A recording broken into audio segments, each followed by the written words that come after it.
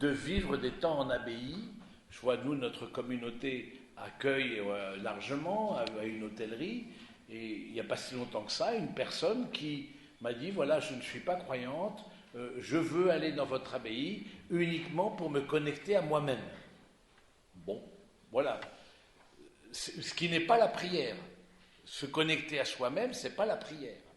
Mais juste soyons attentifs à cette dimension dans nos contemporains d'une intériorité émotionnelle qui n'est peut-être pas ce que nous on mettrait comme mot intériorité. On ne mettrait pas forcément ça. Parce que nous, intériorité, assez spontanément comme croyants, on met prière. Beaucoup de nos contemporains ne mettent pas prière. Mais ça peut être peut-être une première marche, cette intériorité émotionnelle, pour aller vers une transcendance. Donc, juste soyons attentifs à ça, de dire que c'est vrai qu'il y a peut-être moins de dimensions religieuses dans notre société, mais ce n'est pas pour ça qu'il y a moins de dimensions intérieures et de soif de vivre quelque chose de profond et qui ait du sens. Vous entendez régulièrement la quête de sens, etc. Donc, mais dans ces émotions, c'est un peu ceux qui sont un peu assez, disons, qui ont fréquenté Ignace de Loyola, grand maître du discernement, il dit attention, ces émotions sont aussi des guides qui nous indiquent où est-ce que le Seigneur veut nous guider, veut nous emmener. Ce sont des guides qui nous disent, attention, à travers, par exemple, quand on prend une décision dans les exercices de Saint Ignace de Loyola, ceux qui ont fait les exercices spirituels, à un moment donné, on voit comment cette décision agit en nous-mêmes, se répercute à nous-mêmes. En nous-mêmes, est-ce que ça veut dire de la sérénité ? Est-ce que ça veut dire de l'anxiété ? Est-ce que ça veut dire de la joie, etc. Ça veut dire que, oui, les émotions, c'est un domaine, j'allais dire, immanent, qui n'a pas besoin de religieux en tant que tel, mais avec Ignace de Loyola, je trouve qu'il est intéressant, c'est qu'il s'en sert pour dire, c'est à travers ça aussi que le Seigneur se manifeste. Et ce serait certainement dommage de se priver de cette dimension psychologique, humaine, immanente, parce que c'est aussi le chemin que Dieu peut utiliser pour nous indiquer sa volonté. Oui, donc je trouve ça assez intéressant de travailler sur... Et du coup, Ignace de Loyola va beaucoup insister sur les consolations et les désolations. Si vous vous mettez, par exemple, dans telle situation, vous voulez prendre telle décision, écoutez intérieurement, est-ce que vous êtes consolé, est-ce que c'est une joie, est-ce que c'est une paix, ou au contraire, c'est une anxiété ou une tristesse. Donc, lui mettra d'autres mots qui ne sont pas nos mots contemporains, hein, de psychologie, hein, mais qui font appel à cette intériorité émotionnelle. Je trouve ça en tout cas, je trouve c'est très beau de connecter les deux. Moi, je suis assez partant de ça. Ensuite, donc, il y a la dimension du domaine des émotions dans la vie intérieure, mais il y a la dimension spirituelle. La dimension spirituelle, c'est clairement un contact avec Dieu. C'est-à-dire, c'est l'affirmation d'une transcendance.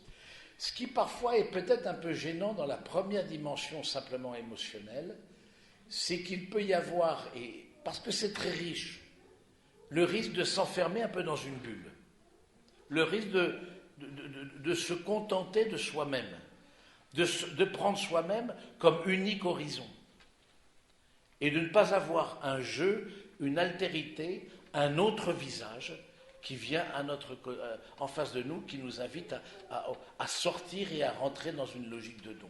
J'ai juste un petit bémol par rapport à ça, parce que c'est vrai, c'est tellement riche la vie intérieure, la vie juste humaine intérieure, elle est tellement riche que certains s'en contentent. Et nous disent, mais pourquoi avoir besoin d'une transcendance, de quelqu'un autre, ce qu'on appelle Dieu ? Pourquoi vous en avez besoin ? Moi, ça me suffit. Mais alors, je trouve ça intéressant de faire bien le lien et de la différence. Mais du coup, la prière, c'est autre chose que la méditation de pleine conscience. La méditation, ça pourrait être une première marche où on médite et on prend conscience de ses sentiments, on prend conscience du réel, on regarde ce qu'il y a autour de soi, du coup je suis en train de toucher la table, j'écoute ma respiration, etc. Bon, pourquoi pas, mais là encore, il n'y a pas d'autre horizon que soi-même. Dans la prière, il y a un autre horizon. Il y a il y a un autre, il y a un visage, il y a un vis-à-vis. Et ça, c'est tout à fait différent. Nous croyons en un Dieu personnel. Nous croyons en un Dieu personnel. Et je ne peux pas dire je sans dire tu, et je ne peux pas dire tu sans dire nous. Ça veut dire quoi? C'est-à-dire que je ne peux pas affirmer ce que je suis sans faire allusion au visage du Seigneur et sans faire allusion à la communauté des croyants. Oui, et je pense que c'est assez beau de dire je, dire tu, dire nous, dans la vie spirituelle, dans la vie chrétienne. C'est quelque chose ces différents éléments vont de pair d'une certaine manière, se tiennent la main. Et donc, alors que un peu le risque de la première partie où on dit de l'intériorité émotionnelle sans autre horizon que soi-même, ça peut aussi conduire à une forme d'individualisme. On ne prend peut-être pas assez conscience de la dimension de la communauté, que je suis lié à d'autres, et même ce que je pose comme acte intimement personnel, ce ne sont pas des actes solitaires. Par exemple, un certain nombre d'entre vous, vous êtes par exemple mariés à l'église, etc.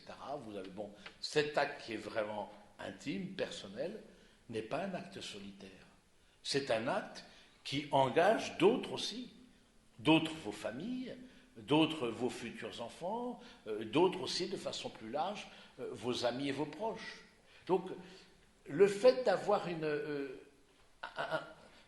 ligne d'horizon plus loin que soi-même, je trouve ça permet de rassembler, ça permet d'inclure plus que soi-même. Vous voyez, ça va, vous me suivez jusqu'à présent, c'est bon, je ne vous ai pas perdu, c'est bon, vous me dites, si vous êtes largué, vous me dites, on arrête, et vous me posez des questions, n'hésitez pas à poser des questions pendant que... Voilà, donc voilà, c'est juste pour... oui, vie intérieure, intériorité, mais qu'est-ce qu'on met derrière ces mots-là? Qu'est-ce qu'on met derrière ces mots-là? Pour nous, disciples de Jésus, nous croyons en une intériorité, nous croyons en une altérité, c'est un mot un peu compliqué, l'altérité, c'est-à-dire qu'il y a quelqu'un d'autre, plus grand que nous, qu'on appelle Dieu, mais qui nous permet d'accueillir les autres avec un petit A qui sont à nos côtés. Vous voyez, donc je trouve que c'est intéressant de faire le lien entre cette dimension-là spirituelle et cette dimension de la communauté qui, au fond, c'est assez lié. Alors que dans une dimension plus émotionnelle, plus psychologique, on peut très bien se contenter de soi-même. Et puis la vie spirituelle, c'est aussi prendre conscience qu'on est habité. On est habité par une présence. Vous savez, mon ministère m'appelle beaucoup, pratiquement exclusivement, à travailler avec des couples. Et je les prépare au mariage, mais dans une forme différente des paroisses. C'est un couple qui vient, et du coup, c'est à trois, on chemine à trois sur plusieurs rencontres. Voilà, c'est ce désir d'une préparation plus personnalisée. Et je leur pose la question, où est-ce que vous en êtes de cette rencontre personnelle avec le Seigneur? Est-ce que ça remonte à quand? Où vous avez découvert en vous-même, comme dit le grand saint Augustin, un Dieu plus intime à vous-même que vous-même. Et ça, c'est quelque chose qui est profondément chrétien. Nous croyons que nous sommes habités. Nous sommes habités.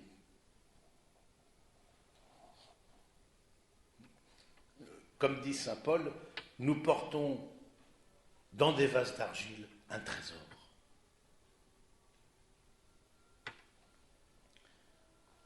Le chrétien, c'est celui qui a conscience qu'il appartient à une religion du vertige.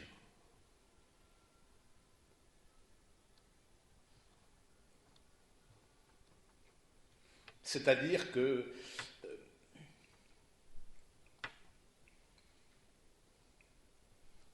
tout nous dépasse.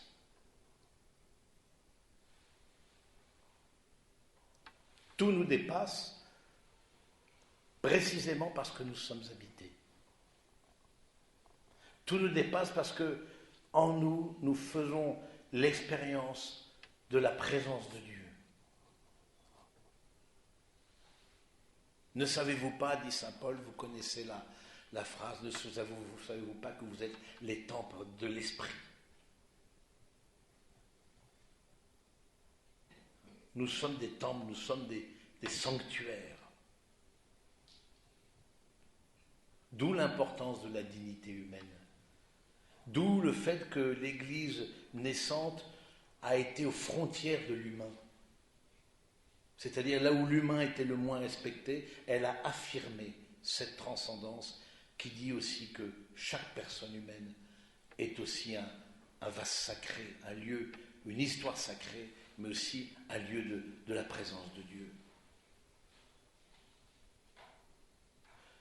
Alors je trouve que ça donne, vous voyez, une autre couleur, ça donne une autre manière de voir les choses, de voir justement que l'intériorité est un lieu d'accès au Seigneur, de prendre conscience d'une présence. Le croyant n'est jamais seul. Il n'est pas ni meilleure ni moins bonne personne que les autres. On a nos péchés, on a nos défauts, on a nos travers, etc., comme tout à chacun. Mais nous savons habiter et nous savons que quelqu'un marche à nos côtés.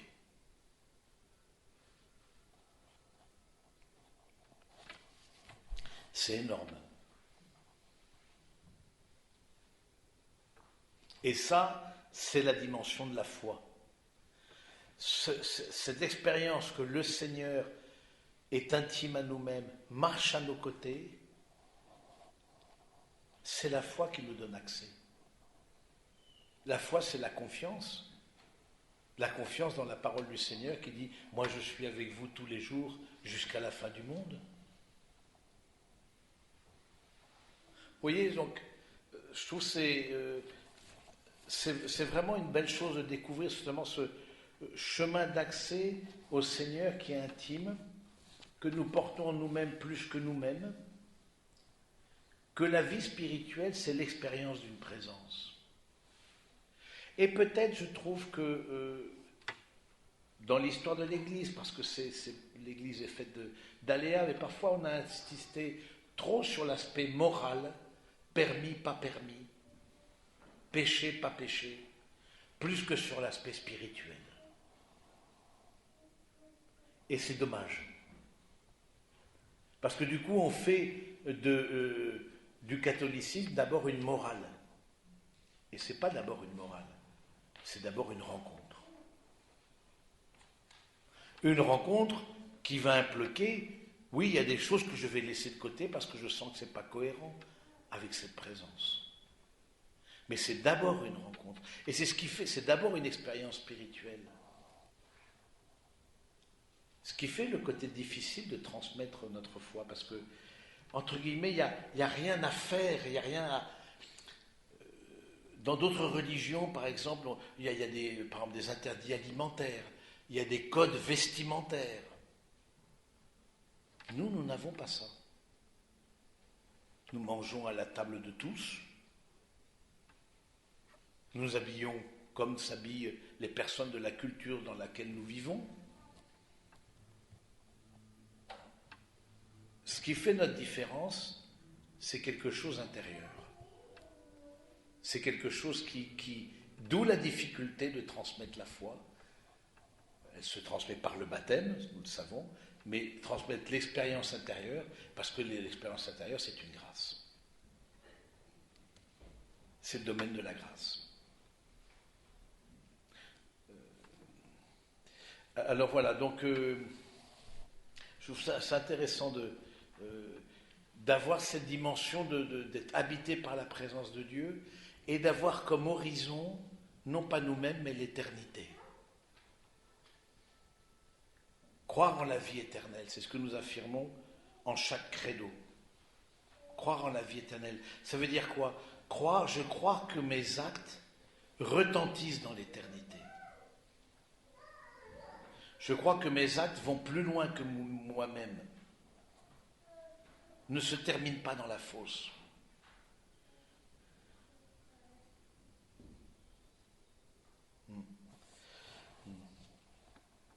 Alors, il y a, donc, premier point, j'allais dire l'intériorité émotionnelle, ensuite la vie spirituelle, maintenant la lutte contre la vie intérieure.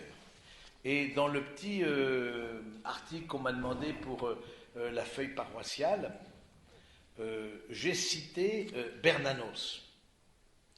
J'ai cité Bernanos dans, peut-être certains sont familiers de Bernanos, dans La France contre les robots, 1946, et il disait la chose suivante. On ne comprend absolument rien à la civilisation moderne si l'on n'admet pas d'abord qu'elle est une conspiration universelle contre toute espèce de vie intérieure. Bernanos, on ne comprend rien à la civilisation moderne si on ne comprend pas d'abord qu'elle est une conspiration universelle contre toute espèce de vie intérieure. Nous avons notre vie émotionnelle, nous avons notre vie spirituelle, mais nous avons aussi des combats pour la vivre. Et on parle de 1946, et que dire aujourd'hui, à l'heure d'Internet et des réseaux sociaux, et de l'immédiateté. Parce que derrière ça, il y a un rapport au temps. On y reviendra après.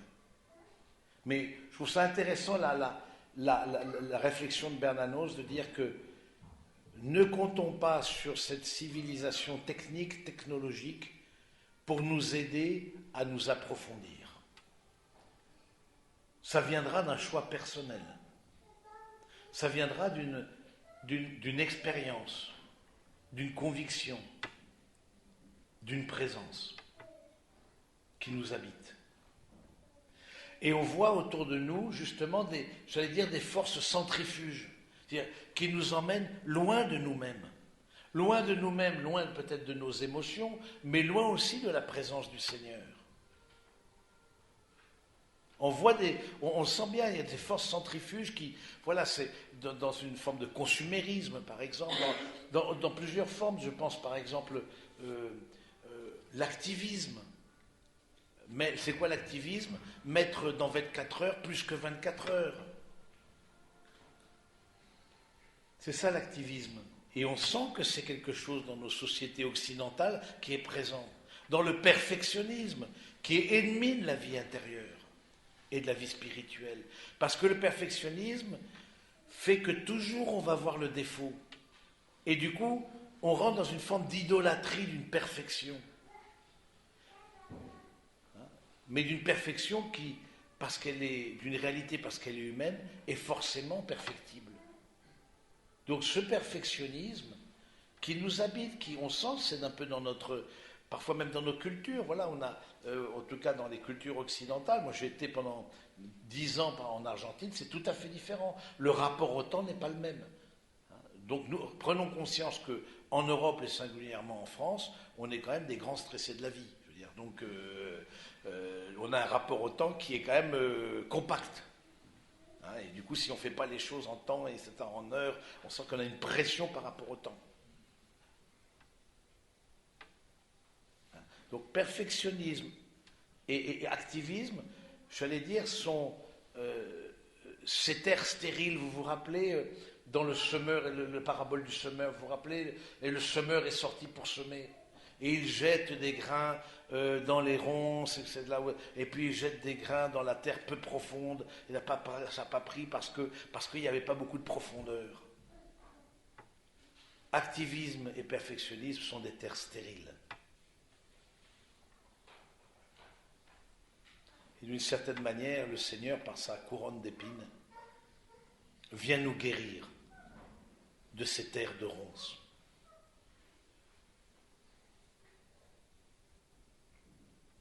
Par les colibés qu'il a reçus, vient nous guérir de ces terres peu profondes.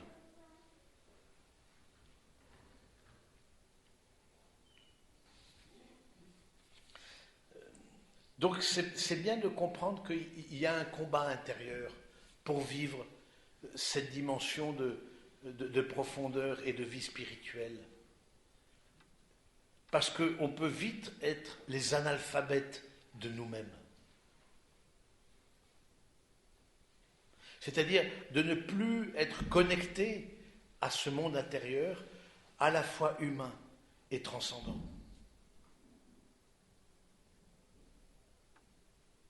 Et il y a des forces très clairement centrifuges qui nous emmènent loin de nous-mêmes. Je parlais activisme et perfectionnisme, mais aussi, on peut dire, toute cette course à la consommation. Toute cette course à la consommation, cette course qui nous emmène loin de nous-mêmes, pensant que c'est des idoles. Vous voyez, les idoles, c'est quoi la caractéristique d'une idole? C'est qu'il n'y a pas de repos. L'idole, il n'y a pas de repos. L'idole, on peut toujours plus. Je peux avoir toujours plus, acheter toujours plus, faire toujours plus. Comme un peu le hamster dans la roue. Il n'y a pas de repos dans l'idolâtrie. Et on va voir ce week-end et à la messe tout à l'heure sur les tentations du Christ, etc. C'est les 3 formes d'idolâtrie. Hein. Et derrière ça, c'est les 3 formes de toute puissance. Les 3 formes de la toute puissance par rapport au plaisir du corps, la toute puissance par rapport aux richesses et la toute puissance par rapport au pouvoir. Qui ont donné en contrepoint la pauvreté, hein, la chasteté et puis l'obéissance, qui sont des conseils évangéliques. C'est-à-dire pour tous ceux qui veulent vivre l'évangile. Alors les religieux en font un style de vie, mais tous ceux qui veulent vivre l'évangile ont un juste rapport au corps et au plaisir, la chasteté, selon leur état de vie, ont un juste rapport par rapport au bien matériel et un juste rapport par rapport à l'autre, renonçant d'avoir la main, l'emprise sur l'autre.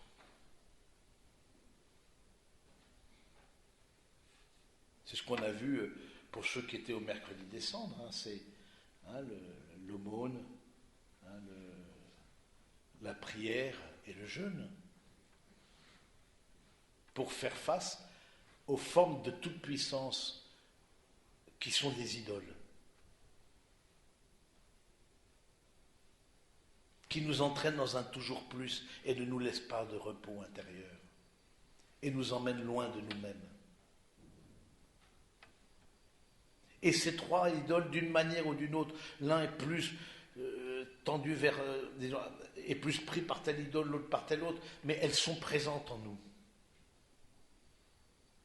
Ces formes d'idolâtrie, elles sont présentes en nous. Et ce serait être aveugle que de ne pas en prendre conscience. Peut-être l'idolâtrie la plus difficile à prendre conscience, c'est justement la toute-puissance de l'esprit. La toute-puissance de l'esprit, c'est-à-dire ce qu'on appelle l'orgueil, mais ces 3 formes d'orgueil, c'est cette volonté de dominer, d'avoir raison, d'avoir le dernier mot, d'avoir le pouvoir.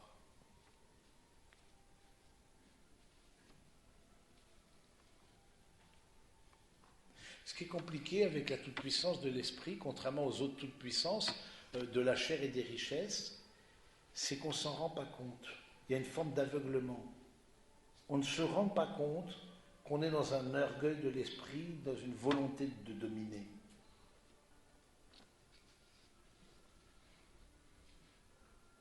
Il y a une sorte d'aveuglement intérieur. Il y a un point, oui, comme il y a un angle mort. Hein, on dit le rétroviseur, c'est-à-dire il y a un angle mort. On ne voit pas. D'où l'importance aussi de se laisser aider, de dire, ben, est-ce que là, dans cette attitude que tu as, est-ce que ce n'est pas une forme de toute puissance de l'esprit? Derrière la toute puissance de l'esprit, il y a le fait de vouloir être comme Dieu, le fait d'imposer,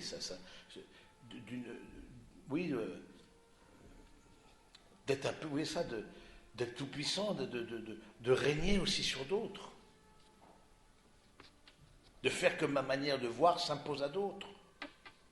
Alors que la prière, qui est le contrepoint de ça, va faire justement l'inverse. La prière me met dans une relation d'humilité. Et humilité, vous le savez, ça vient de humus, terre, qui a formé le mot homme. Cette terre, on parlait du semeur qui est sorti pour semer, cette terre qui donne du 100 pour 1, cette terre du centuple.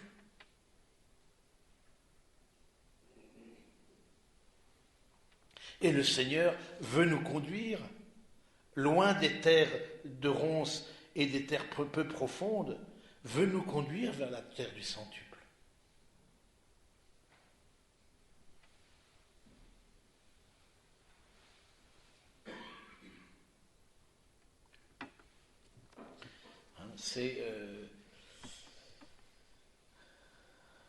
Donc, du coup, vous voyez bien que la lutte intérieure pour rentrer dans cette vie spirituelle et cette vie d'intériorité, elle est présente et c'est bien d'en prendre conscience.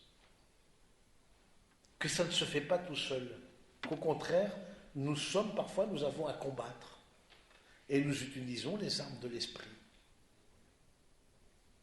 Les armes de l'esprit, vous vous rappelez, c'est la foi, vous vous rappelez, c'est la parole de Dieu, le glaive à deux tranchants, vous vous rappelez Saint Paul qui détaille justement les armes de l'esprit, etc. Je pense que c'est dans la lettre aux Galates, il me semble bien. Je ne suis pas grand spécialiste des références bibliques, etc. Bon, mais certains seront donnés. Mais il y a des armes spirituelles, les sacrements, la parole de Dieu, la présence du Christ dans la communauté. Ce sont des armes de l'esprit qui nous donnent de lutter contre ces tendances que nous avons à nous éloigner de l'intériorité. Un peu, vous savez, comme une voiture, peut-être, oui, quand une voiture, on dit elle tire. Elle tire, c'est-à-dire que quand vous la laissez, vous mettez pas les mains sur le volant et c'est tout droit, normalement ça doit aller tout droit. Mais une voiture qui tire, ça dit hop, hop, hop, hop, et ça se dévie vers... Et nous, c'est comme ça. Nos humanités sont comme ça. Si on ne prend pas les moyens pour redresser, si on ne prend pas... Eh bien, on va dans le décor. On va dans le décor, vraiment. On va vers des terres stériles.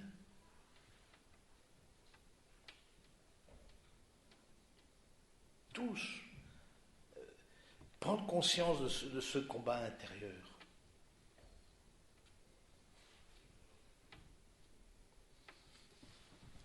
Vous voyez, ça veut dire derrière ça un rapport au temps. Je suis quand même très marqué dans nos sociétés occidentales justement par un rapport au temps qui n'est pas ordonné, entre autres, qui exclut le repos. Et c'est peut-être la dernière un peu piste de réflexion que j'aimerais vous offrir avec d'abord l'intériorité émotionnelle, l'intériorité spirituelle, le combat spirituel, la question du repos. Le repos qui n'est pas l'absence de travail. C'est pas ça le repos. Le repos qui n'est pas le loisir. Le repos, au fond, c'est l'affirmation d'un autre. Le repos, c'est imiter Dieu. Nous croyons en un Dieu qui a travaillé et qui s'est reposé. Dans toutes les cosmogonies, vous savez ce que c'est qu'une cosmogonie, c'est-à-dire les explications du monde. Il y a plusieurs explications du monde selon les cultures, etc. Bon. Mais à ma connaissance, je ne les connais pas toutes, mais c'est unique dans notre explication du monde, tirée de la Genèse. C'est unique de voir un Dieu qui se repose et qui nous invite au repos, qui nous invite au Shabbat. Et c'est heureux qu'on fasse cette réflexion de carême un jour de Shabbat. Justement, un jour de repos. Le repos de Dieu. Et donc, je trouve ça intéressant de dire que c'est l'affirmation d'un autre. Le repos, pourquoi c'est assez complexe pour nous ? Parce que dans le repos, c'est déjà l'anticipation de la mort. Et d'où l'activisme, d'où le fait de faire des choses, d'où la peur de l'agenda vide. Parce que je veux être sûr de compter pour quelqu'un. Et dans le repos, il y a cette dimension On dit le repos, il s'est endormi dans la mort. Le sommeil, alors je ne sais pas si le père a, si vous avez un bréviaire, là, vous n'avez pas de bréviaire, non, des complis, vous n'avez pas les complis, personne n'a des complis, là, parce que j'aimerais bien l'hymne des complis du vendredi, si quelqu'un peut le trouver, etc., ça me rendrait service, parce que j'aimerais bien vous le lire, parce que je trouve que c'est un bel hymne où vous avez vos applications. J'ai oublié mon téléphone dans la voiture, du coup je vais le lire. Ah d'accord, super. Donc du coup, l'hymne de complis du vendredi, c'est vraiment un hymne vraiment extraordinaire, parce que justement ça nous invite au repos de Dieu. Et les complis, vous savez, dans la liturgie, vous savez, les grandes liturgies, les grandes prières de l'Église, c'est l'Eucharistie, mais aussi ce qu'on appelle la liturgie des heures. Eh bien, dans les complis, il y a cette dimension de se préparer à la mort. Mais la mort, non pas comme une fin, mais comme une rencontre. Merci, Père. Alors, je vais vous le lire, je trouve vraiment très beau. L'heure s'avance. Fais-nous grâce. Toi dont le jour n'a pas de fin, reste avec nous quand tout s'efface, Dieu des lumières sans déclin.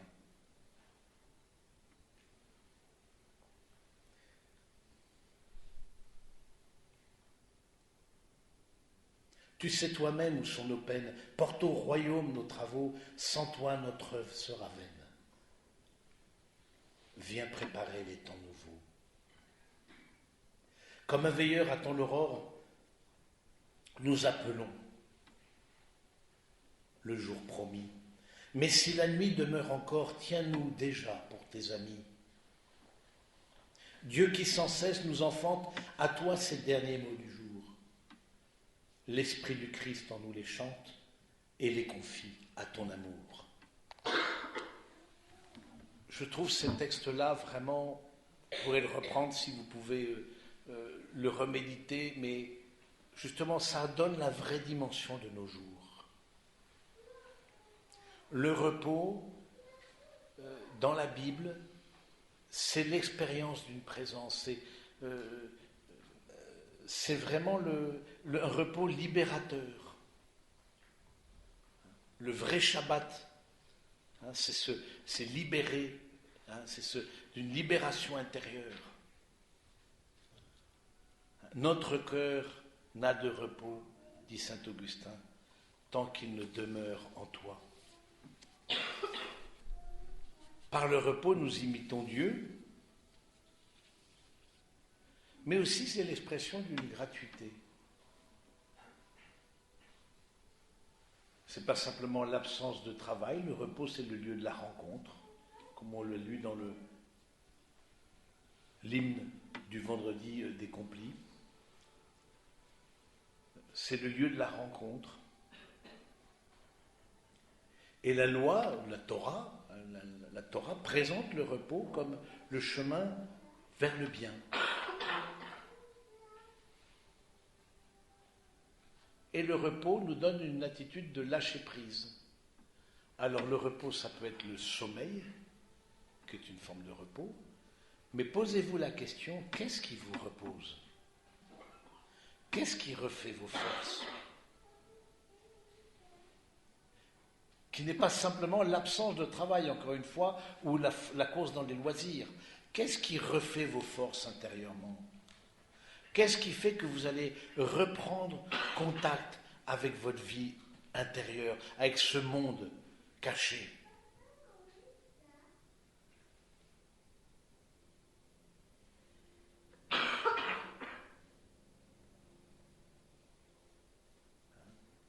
Ça peut être des choses toutes simples, ça peut être un lieu, ça peut être un temps que vous avez, ça peut être comme une pause regard dans la journée, ou parce que les uns et les autres, vous avez vos activités, ceux qui sont dans le monde professionnel en particulier, ou dans le monde familial, etc., ou dans le monde paroissial, bon, voilà, vous avez vos activités, mais encore une fois, le repos n'est pas l'absence du travail.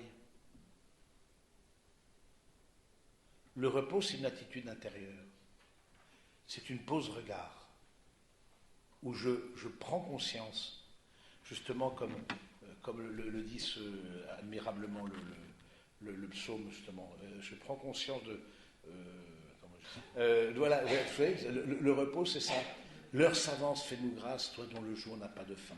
Reste avec nous quand tout s'efface, Dieu des lumières, sans déclin.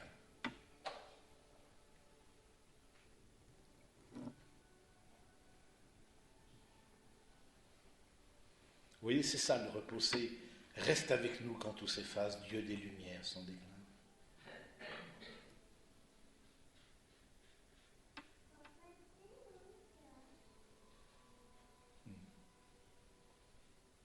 Alors on voit clairement que nos sociétés veulent bannir le repos, dans ce sens-là que je vous dis. Oui, ils veulent faire une civilisation du loisir, mais qui veulent peut-être, et on voit bien avec avec la, comment dire, avec l'internet, etc. Justement, ce que je veux dire, c'est le hamster dans la roue. Il n'y a jamais de repos. Il y a toujours 7 sur 7, on ouvre le dimanche, etc. On voit, il n'y a plus de temps, même collectif, où on baisse de rythme, on baisse de régime. Où ça donne la place pour les relations. Parce que le repos donne la place pour les relations. Hein, quand Jésus dénonce le Shabbat des pharisiens, qui disent, voilà, il ne faut pas faire tant de distance, il ne faut pas faire ceci, il ne faut pas faire cela. Il dit, mais toi, quand ton âne tombe dans le puits, tu ne vas pas le rechercher. Alors, pharisien hypocrite, hein, c'est le mercredi des cendres, pharisien hypocrite. Hypocrite, hein, hypocrites en grec, c'est-à-dire celui qui n'a pas le vrai jugement, la vraie appréciation des choses. Qui juge, mais qui sous-estime les choses. Hyposé, en dessous. Il juge les choses, mais en dessous de leur vraie valeur. Il les chosifie. Il chosifie le Shabbat. Et quand Jésus fait des miracles le jour du Shabbat, c'est pour dire que le vrai repos de Dieu, c'est l'homme, et le vrai repos de l'homme, c'est Dieu.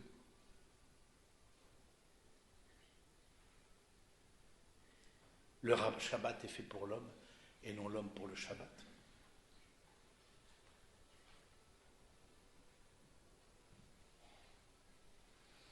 Je trouve que c'est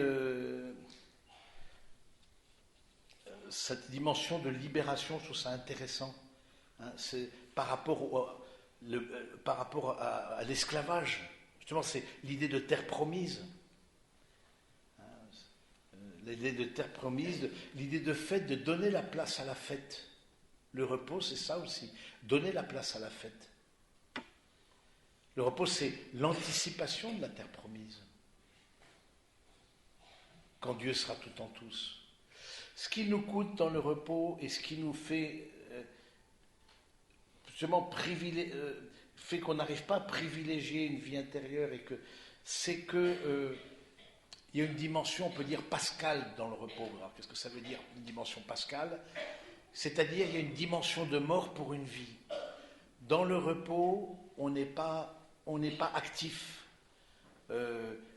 On est agi par Dieu. Et qu'est-ce que c'est que la béatitude dans le royaume de Dieu, sinon être agi par Dieu? La première béatitude, c'est celle des pauvres. On est agi par le Seigneur. On se laisse faire par le Seigneur. Alors que tout le reste du temps, c'est nous qui faisons. C'est nous qui sommes à la manœuvre. Et on aime bien être à la manœuvre. Et c'est bon. C'est pas pour dire soit l'un, soit l'autre. Mais nous allons vers le Shabbat. Nous allons vers le grand repos de Dieu. Quand on dit que ton règne vienne dans notre Père, on dit ça. Donne-nous ton repos. Qu'en toi, je refasse mes forces. Dieu des lumières sans déclin.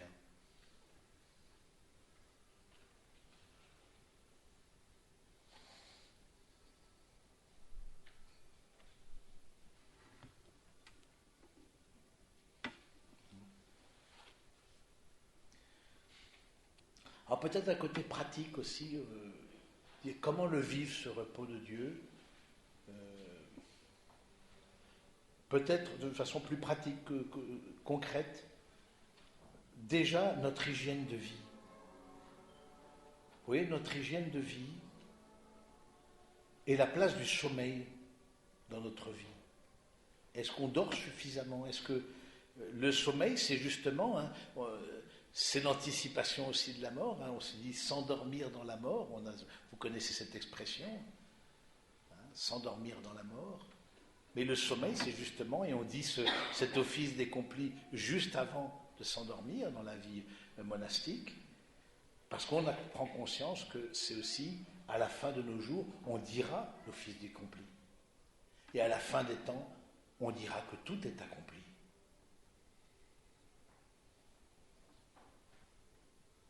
Donc, où est-ce qu'on en est de notre équilibre de vie, de notre hygiène de vie?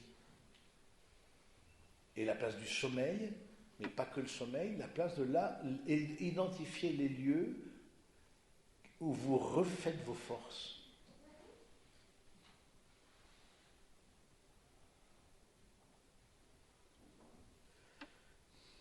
Ensuite, la place du silence. La place du silence, ça veut dire quoi? Quelle est la dimension contemplative de nos vies? Il n'y a pas besoin d'être moine pour être contemplatif. Tous nous sommes invités à une dimension contemplative. La dimension contemplative de nos vies. Est-ce qu'on est toujours avec un fond sonore dans nos voitures, dans nos maisons, etc. Ou est-ce qu'on se laisse habiter par le silence?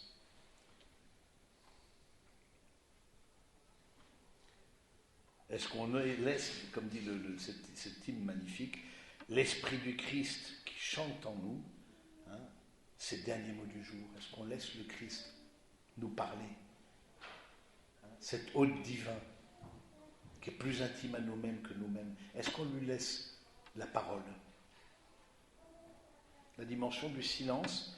Dans la journée, moi je vous conseille, par exemple, de faire des pauses regards. C'est-à-dire, c'est quoi les pauses regards? C'est de vous arrêter, juste vous arrêter.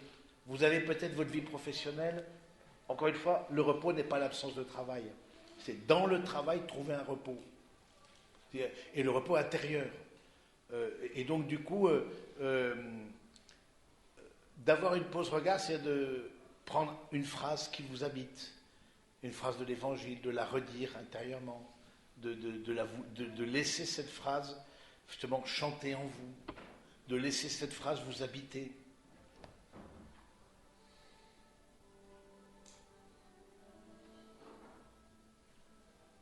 Je crois que c'est quelque chose qui peut vraiment vous aider, quoi.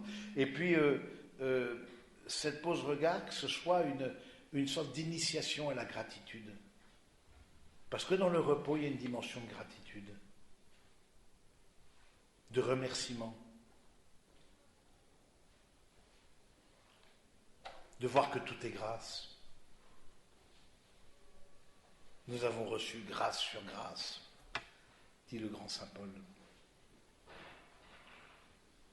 Mais ça, c'est la dimension intérieure de nos vies qui nous fait prendre conscience. Sinon, on passe à côté. On dit tout nous est dû. Non, nous nous disons tout est don.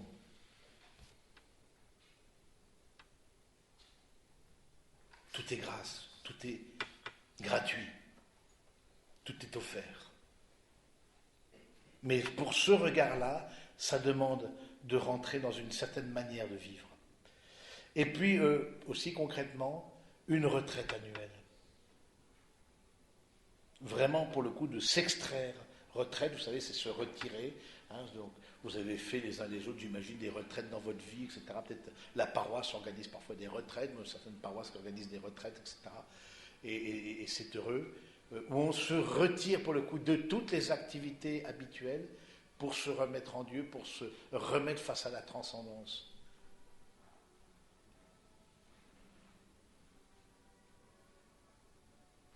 Face à la présence de Dieu, qui m'aide à voir ceux qui sont à mes côtés. Pour ça, la vie spirituelle n'est pas un éloignement de ceux qui, moi, je suis dans mon monde comme un peu éthéré. Non, non. La vie intérieure m'aide à avoir un juste regard sur le prochain proche. Sinon, ce n'est pas une vraie vie intérieure.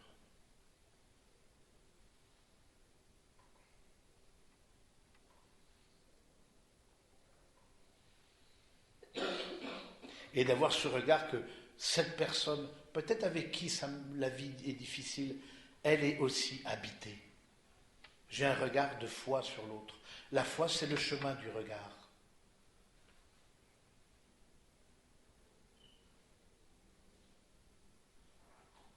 C'est une certaine manière de regarder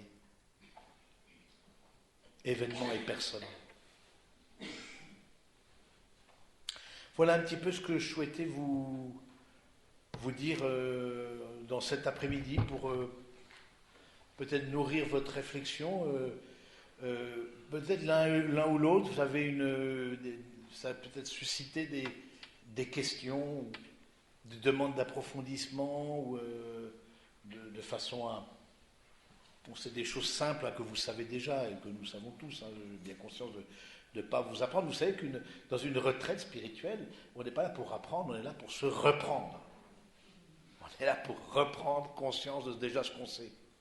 Je n'ai pas prétention de vous apprendre quoi que ce soit, mais juste, et à moi-même aussi, je me prêche. On sait bien qu'on prêche, on se prêche d'abord à soi-même. Et toi, là, tu en es où là, de tout ça, ce que tu dis? Alors, je ne sais pas, l'un ou l'autre a des questions ou des réflexions pour alimenter notre méditation de ce jour, pour nous aider justement à vivre ce carême de façon plus pertinente, plus intérieure, qui n'est pas juste se priver de chocolat, etc. Bon, ou faire moins de ceci, plus cela, etc. Mais peut-être on pourrait le vivre dans cette dimension de vie, de découvrir qu'aussi on est grand à l'intérieur.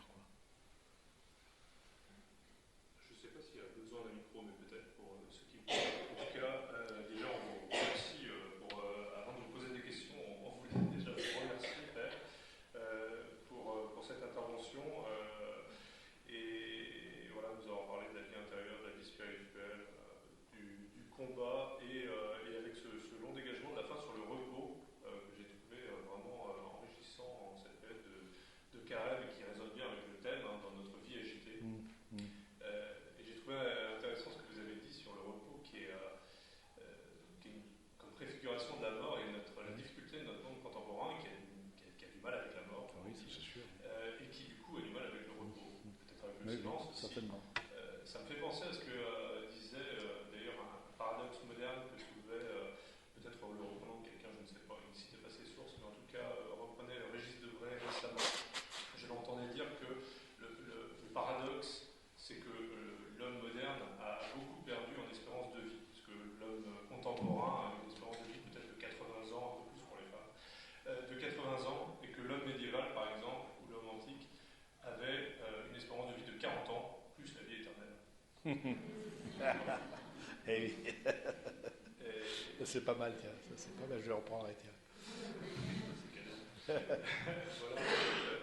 Et sinon, peut-être pour le temps que les uns et les autres préparent leurs questions, si ce n'est déjà fait, vous avez évoqué la vie intérieure, les émotions.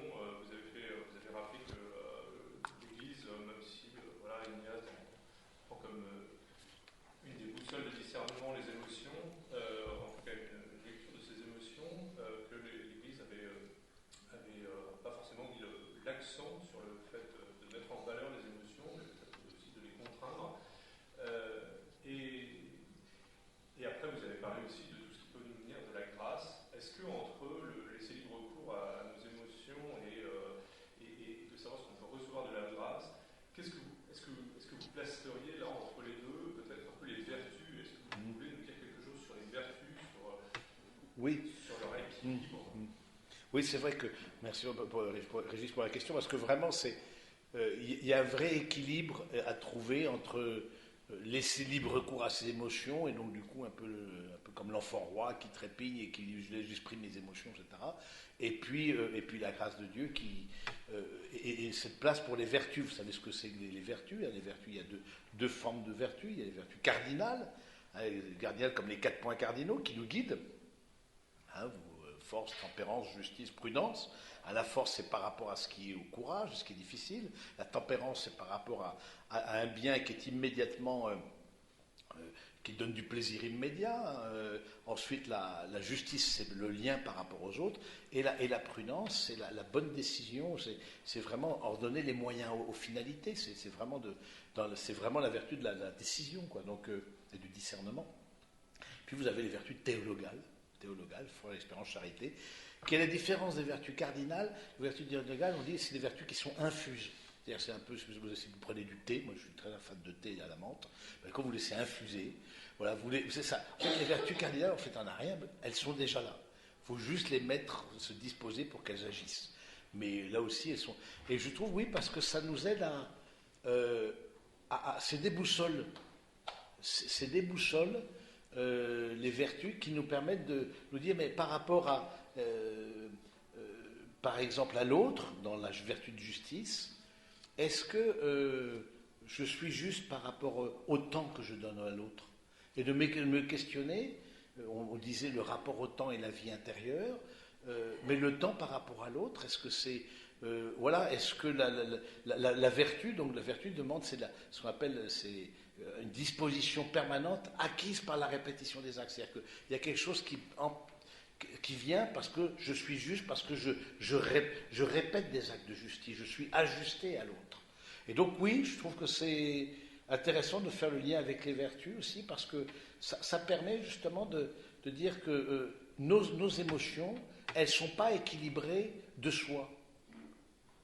On peut être aussi déséquilibré dans ses émotions, on peut être trop ou un pas assez. Et donc les vertus aident un peu à redimensionner, à nous donner une boussole pour agir, selon la charité. Et qu'il y a aussi une connexion, c'est intéressant de voir qu'il y a une connexion entre les vertus, c'est-à-dire que quelqu'un qui, par exemple, n'est pas assez courageux, donc la vertu de force, peut très bien être injuste. Vous voyez, et peut très bien prendre des mauvaises décisions. Vous voyez, donc, voilà, je trouve que c'est intéressant de voir qu'en nous, il y a quelque chose aussi de prendre conscience, c'est l'humilité, que nos émotions sont parfois dues aussi par des blessures que nous avons reçues dans l'enfance, qui fait que, par exemple, les personnes colériques, alors c'est pas laisser libre cours à sa colère, il y a une forme de courage et de tempérance, justement, par rapport à tout ce qui peut être colère en moi. Donc, de par soi, notre nature humaine, on s'est blessé. Voilà, et du coup, les émotions, si c'est important d'en prendre conscience, c'est bien aussi de les équilibrer, de les ajuster, parce que c'est pas spontané, quoi. Parce que ça nous pousse à la charité, quoi. C'est ordonné vers l'amour du prochain et l'amour de Dieu. Et on sait bien, aimer n'est pas spontané. La preuve, c'est que c'est un commandement. Si c'était spontané, il n'y aurait pas de commandement. Moi, je vois ça comme ça, quoi. Oui. Oui, à propos de nos combats intérieurs, j'ai été un petit peu au départ mal à l'aise avec ce que vous avez dit sur l'activisme et le perfectionnisme. Alors, je l'ai compris comme passer trop de temps, toujours vouloir faire plus, et donc détourner notre regard du repos de Dieu. Ceci étant, à propos du perfectionnisme, moi je suis fidèle à ma promesse de Lousteau, mieux, toujours de mon mieux. Et il y a beaucoup de parents qui, dans l'éducation de leurs enfants, cherchent justement à ce que leurs enfants fassent mieux. Donc, il faut savoir, je pense, maîtriser ce terme de perfectionnisme. Où est la limite? Il faut bien sûr vouloir faire mieux, toujours mieux. Mais si on détourne, si c'est l'occasion pour nous de se perdre dans voilà. D'être perfectionniste. Vous l'avez dit très bien. C'est la perte du temps qui paraît. Et oui, c'est la question c'est le rapport au temps, et de dire que ces deux rapports, parce que derrière ça, c'est deux rapports au temps qui me semblent en tout cas qui ne sont pas équilibrés. Le perfectionnisme, c'est vraiment, on n'accepte pas la limite. On n'accepte pas que nos actes soient finis. On n'accepte pas que, oui, on va faire de ce mieux. C'est pas l'encouragement au je m'en foutisme. Mais bien, je me suis mal exprimé. C'est, oui, on fait de notre mieux, la parabole des talents, etc. Vous pouvez citer des tas de choses. Ce serait tout à fait légitime. C'est juste de ne pas en faire, et je trouve parfois dans certaines éducations, d'en faire la seule ligne de conduite. On valorise la perfection de l'œuvre, la perfection de l'acte, la perfection des notes, mais est-ce que la vie intérieure et le lien familial est aussi et autant valorisé?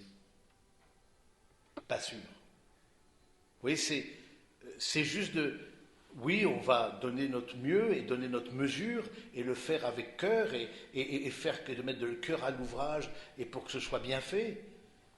Mais si cette perfection de l'œuvre, cette perfection fait que, par exemple, dans ma vie professionnelle, du coup, je me perds là-dedans. Je me perds là-dedans et je m'éloigne de l'autre. Je ne prends plus conscience que c'est d'abord le lien, la relation avec l'autre et la relation avec Dieu.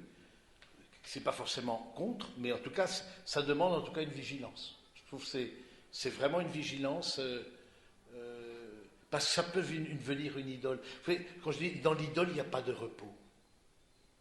Je peux toujours faire mieux, je peux toujours, et donc du coup, pour avoir peut-être l'approbation des autres, pour avoir la... Oui, mais à un moment donné, est-ce que je saurais me ralentir, juste ralentir et regarder autour de moi?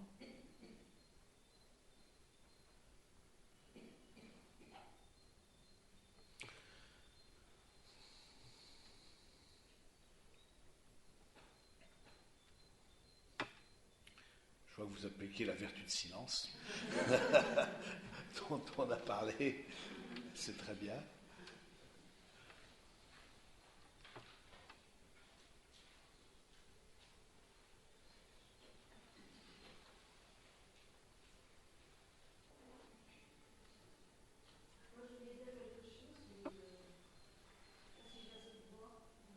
Allez-y, on vous entend, oui. Je voulais simplement dire que pendant ce carême, là c'est une période difficile de ma vie en ce moment pour des tas de raisons, et j'ai dit à Jésus, de temps en temps, je vais m'arrêter. Je vais m'arrêter pour avoir un dialogue en silence avec toi. Alors j'ai commencé l'autre jour en faisant du ménage ou en épluchant des légumes. Stop, je perds 5 minutes, mais Jésus est là. Et pour moi, j'ai du mal à le retrouver. C'est ça. Voilà. Je vais essayer de continuer. Alors j'ai déjà fait des retraites, c'était plus facile, mais là je vais essayer de faire un autre jour. Je vous y encourage parce que c'est cette pause regard dont j'ai parlé tout à l'heure, c'est-à-dire je suis dans mon activité quotidienne, puis à un moment donné je m'arrête et je reprends conscience, parce que ça c'est surtout de prendre conscience, hein. C'est des choses qu'on sait, mais je reprends conscience d'une présence.